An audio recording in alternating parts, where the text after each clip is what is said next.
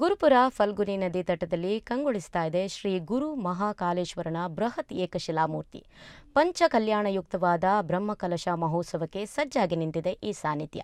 ದಕ್ಷಿಣ ಭಾರತದಲ್ಲೇ ಪ್ರಪ್ರಥಮ ಎಂಬಂತೆ ನಿರ್ಮಾಣವಾದ ಈ ಸಾನ್ನಿಧ್ಯದ ವಿಶೇಷತೆ ಏನಂತೀರಾ? ಹಾಗಾದರೆ ಈ ವರದಿಯನ್ನು ನೋಡಿ.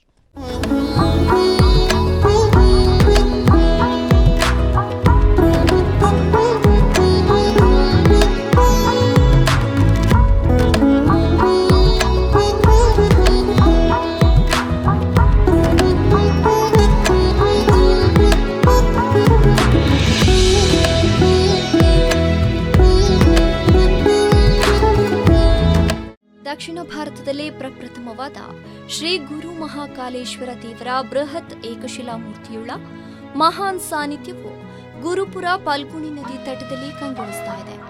ಮೇ ತಿಂಗಳ 15, 16 ಮತ್ತು 17ರಂದು ಈ ಮಹಾಚೈತನ್ಯದ ಪ್ರತಿಷ್ಠೆ ಮತ್ತು ಪಂಚಕಲ್ಯಾಣಯುಕ್ತವಾದ ಬ್ರಹ್ಮಕಲಶ ಮಹೋತ್ಸವ ಸಂಭ್ರಮವು ವೇದೋಕ್ತ ವಿಧಿವಿಧಾನಗಳಂತೆ ಜರುಗುತ್ತಿದೆ.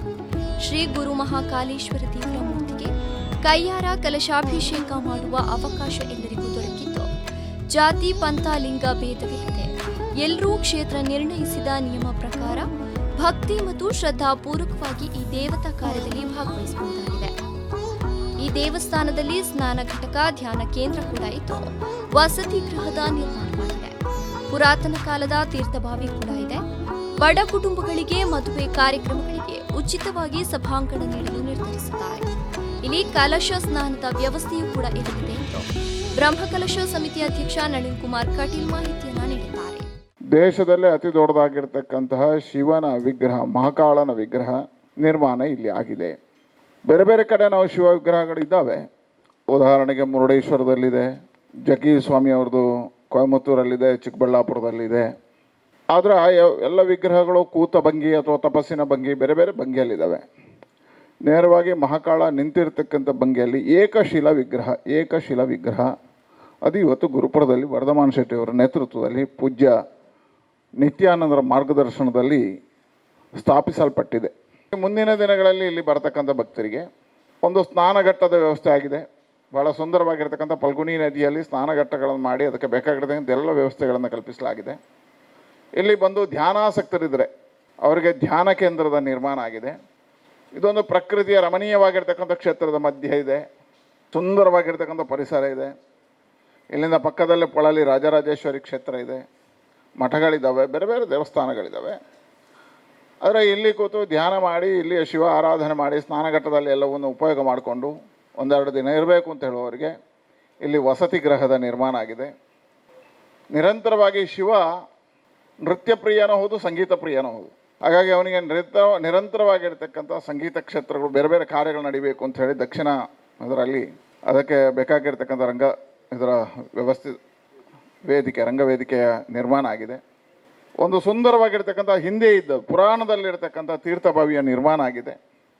ಗುರುಪುರ ಹೆಸರೇ ಹೇಳುವಂತೆ ಆಧ್ಯಾತ್ಮಿಕ ಸಾಧಕರು ನೆಲೆಸಿ ಲೋಕಮುಖಿಯಾಗಿ ತಪಸ್ಸನ್ನು ಆಚರಿಸಿದ ಪ್ರದೇಶವಾಗಿದೆ. ಈ ಪ್ರದೇಶದ ದಕ್ಷಿಣ ಭಾಗದಲ್ಲಿ ಪವಿತ್ರ ಫಲ್ಗುನಿ ನದಿಯು ಪಶ್ಚಿಮ ವಾಹಿನಿಯಾಗಿ ಜೀವರಾಶಿಯ ಪೋಷಕಿಯಾಗಿ ಹರಿತಾ ಇದ್ದಾಳೆ. ಈ ಪವಿತ್ರ ನದಿಯ ತಟಕ್ಕೆ ಶತಶತಮಾನಗಳ ಹಿಂದೆ ಉತ್ತರ ಭಾರತದ ಉಜ್ಜಯಿನಿಂದ ಬಂದ ಪ್ರಖರ ಆಧ್ಯಾತ್ಮ ಸಾಧಕರೊಬ್ಬರು ಈ ಸ್ಥಳದ ವಿಶೇಷತೆಯನ್ನ ತಮ್ಮ ತಪೋಬಲದಿಂದ ಅರಿತುಕೊಂಡು ತಮ್ಮ ಲೋಕಮುಖ ಉದ್ದೇಶಕ್ಕೆ ಈ ನೆಲವನ್ನ ತಪೋಭೂಮಿಯಾಗಿ ಆರಿಸಿಕೊಂಡು ಶ್ರೀ ಮಹಾಕಾಲನ ಬೃಹದಾಕಾರ ಮಣ್ಣಿನ ಲಿಂಗವನ್ನು ನಿರ್ಮಿಸಿ ಅದಕ್ಕೆ ಪೂರಕವಾದ ತೀರ್ಥಗಿರಿಯನ್ನ ನಿರ್ಮಿಸಿದರು. ಇಷ್ಟು ಮಾತ್ರ ಅಲ್ಲದೆ ತಮ್ಮ ತಪೋಬಲವನ್ನ ದಾರಿ ಎರೆದು ಶ್ರೀ ಮಹಾಕಾಲನ ಜ್ಯೋತಿರ್ಲಿಂಗ ಸ್ಥಾಪನಾ ಉದ್ದೇಶದಿಂದ ಬಹಳ ವರ್ಷಗಳ ಕಾಲ ತಮ್ಮ ತಪಸ್ಸಾಧನೆಯನ್ನ ಮುಂದುವರೆಸಿತು ಎಂದು ಗೋಳಿತಡಿಗುತ್ತು ವರ್ಧಮಾನ್ ದುರ್ಗಾಪ್ರಸಾದ್ ಶೆಟ್ಟಿ ಹೇಳಿದ್ದಾರೆ. ಸಂಕಲ್ಪ ಏನು ಅಂತ ಹೇಳಿದ್ರೆ 3 ದಿವಸದಲ್ಲಿ ಪ್ರತಿಷ್ಠೆಗಳಾಗ್ತವೆ. ಅದೆಲ್ಲ ಈ ಬ್ರಹ್ಮಕಲಶದಲ್ಲಿ ಈಗ ಆಗ್ತದೆ. ಅದೆಲ್ಲ ತಾಂತ್ರಿಕವಾಗಿ ದೊಡ್ಡ ಮೂರ್ತಿಗೆ ಅದರದ್ದೇ ವಿಧಾನ ಬೇರೆ ಉಂಟು. ಶಾಸ್ತ್ರಬದ್ಧವಾದ ಎಲ್ಲ ಪ್ರತಿಷ್ಠೆಗಳಾಗ್ತವೆ. ಅದೇ ಅಧ್ಯಕ್ಷರು ಹೇಳಿದರು, ನಳಿನ್ ಕುಮಾರ್ ಅವರು. 16ನೇ ತಾರೀಕು ಮಧ್ಯಾಹ್ನ ಮೇಲೆ ಅಭಿಷೇಕ ಸಂಜೆಯ ಒಳಗೆ ಆಗಿ ಮುಗಿತದೆ. ಎಲ್ಲರೂ ಬಂದು ಜಾತಿ ಮತ ಲಿಂಗ ಭೇದ ಇಲ್ಲದೆ ತಾವೇ ಬ್ರಹ್ಮಕಲಶವನ್ನು ಮೂರ್ತಿಗೆ ಒಯ್ಯುವುದು. ಆ ನಂತರ ಮರುದಿವಸ ಮುಂದಕ್ಕೆ ಹೇಗೆ ಭಕ್ತರಿಗೆ ಜನಪದರಿಗೆ ಯಾವ ರೀತಿಯ ಪೂಜೆ ಮಾಡಲಿಕ್ಕೆ ಆಗ್ತದೆ, ಯಾವ ರೀತಿಯಲ್ಲಿ ಮಾಡುವ ಒಂದು ನಿರ್ಣಯ ಆಗ್ತದೆ. ಅದಕ್ಕೆ 17ನೇ ದಿವಸ ಇಲ್ಲಿ ಕೆಲವು ಶಾಂತಿಗಳು ಆರಂಭವಾಗಬಹುದು. ಅತ್ಯಂತ ಸೂಕ್ಷ್ಮ ಖರ್ಚಿನಲ್ಲಿಂದ ಬಂದಿತ್ತು. ಅದು 17ಕ್ಕೆ ನಿರ್ಣಯ ಆಗೋದು. ಆ ನಂತರ ಭಕ್ತರು ಯಾರು ಬರ್ತಾರೋ ಅಲ್ಲಿ ಮೂರ್ತಿಯ ಕೆಳಗೆ ಒಂದು ಅಡಿ ಎತ್ತರದ್ದು ಒಂದು ಮಹಾಕಾಲನ ಮೂರ್ತಿಯನ್ನು ಪ್ರತಿಷ್ಠಾಪನೆ ಮಾಡಲಾಗ್ತದೆ. ಒಂದು ಲಿಂಗ ಪ್ರತಿಷ್ಠಾಪನೆ ಮಾಡ್ತೇವೆ. ಎಲ್ಲರವರ ಮನೋಸಂಕಲ್ಪ ಎಣಿಸಿ ಖುದ್ದು ಬಂದು ಅಲ್ಲಿ ಒಬ್ಬರು ಇರ್ತಾರೆ ನಿರ್ದೇಶನ ಕೊಡಲಿಕ್ಕೆ. ಅವರು ನಮ್ಮ ಕೈಯಲ್ಲಿ ಮಾಡಿಸ್ತಾರೆ. ಮುಟ್ಟಿ ಮಾಡಿಸಿ ನಮ್ಮ ಸಂಕಲ್ಪ ಪ್ರಾರ್ಥನೆ ಮಾಡಿ ಹೋಗ್ಬೋದು.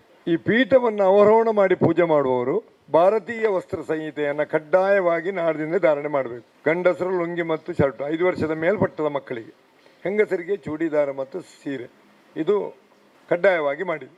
ಕೆಳಗಿಂದ ಸುತ್ತು ಬರ್ಬೋದು, ಅದ್ರ ಮೇಲೆ ಹೋಗಿ ಮುಟ್ಟಿ ಪೂಜೆ ಮಾಡಬೇಕಾದ್ರೆ ಅದು ಕಡ್ಡಾಯ. ಗುರು ನಿತ್ಯಾನಂದರವರ ಮಾರ್ಗದರ್ಶನದಂತೆ ಈ ಮೂರ್ತಿಯ ಶಿಲಾ ಕೆಲಸವನ್ನ ಬೆಳ್ತಂಗಡಿ ನಿವಾಸಿ ವೆಂಕಟೇಶ್ ರವರ ಶಿಷ್ಯ ಕುಮಾರವ ಶರ್ಮಾ ಅವರು ಮಾಡಿದ್ದಾರೆ. ಶ್ರೀ ಗುರು ಮಹಾಕಾಲೇಶ್ವರ ದೇವರ 45 ಅಡಿ ಎತ್ತರದ ಸಾನ್ನಿಧ್ಯವು ದಕ್ಷಿಣ ಭಾರತದಲ್ಲೇ ಪ್ರಪ್ರಥಮವಾಗಿತ್ತು. ಇದೀಗ ಈ ಸಾನ್ನಿಧ್ಯವು ಪ್ರತಿಷ್ಠೆ ಮತ್ತು ಪಂಚಕಲ್ಯಾಣಯುಕ್ತವಾದ ಬ್ರಹ್ಮಕಲಶ ಮಹೋತ್ಸವಕ್ಕೆ ಸಜ್ಜಾಗಿ ನಿಂತಿರುವುದು ಹೆಮ್ಮೆಯ ವಿಚಾರ. ಜೀವನ್ ಮಂಗಳೂರು, ದೈಜ್ ವರ್ಲ್ಡ್ 24/7.